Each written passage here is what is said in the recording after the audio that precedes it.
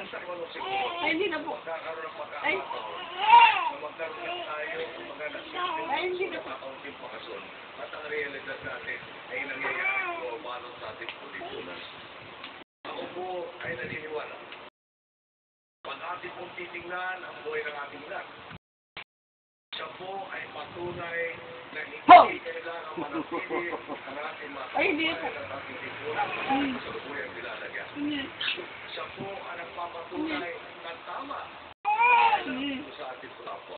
Tama na tayo ay may responsibilidad sa kanya. Tama na ipaglaban sa kapwiran at tama. Tama rin po na katulog kung tayo ay nagkukulang ang Diyos na nagmamahal sa garantisado magkukulang. Tayo ba ay dapat mabalik